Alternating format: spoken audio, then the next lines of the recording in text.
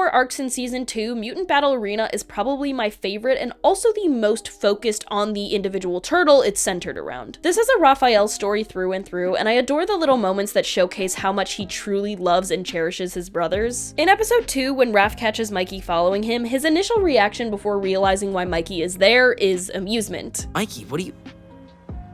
Are you following me? In that brief moment before realizing Mikey is following him, he's entertained by seeing his brother just being himself, which is super sweet. When his brothers are mad at him for being blinded by his thirst for violence and stop talking to him, Raph calls out to them. You still there, right?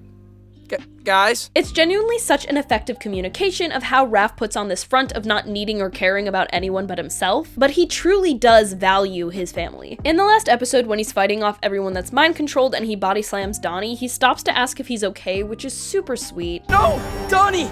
Oh, Donnie, I'm sorry. Are you okay? Outside of his relationship with his family, this arc does a great job of exploring Raph's anger and violent tendencies. Like I mentioned before, we do get a taste of this in episode 7 of season 1, but this arc goes a lot more into depth with it. It acts like me wanting to fight all the time is a bad thing. Like, is this all my fault? Like, do you think fighting is bad? On top of this, exploring Raph in this way paved the way for a lot of great bits. At the end of episode 1, Raph is crashing the fuck out and throwing and breaking things, but pauses to carefully put on his gloves before continuing his tirade. And just bring it around, and nice. Rah!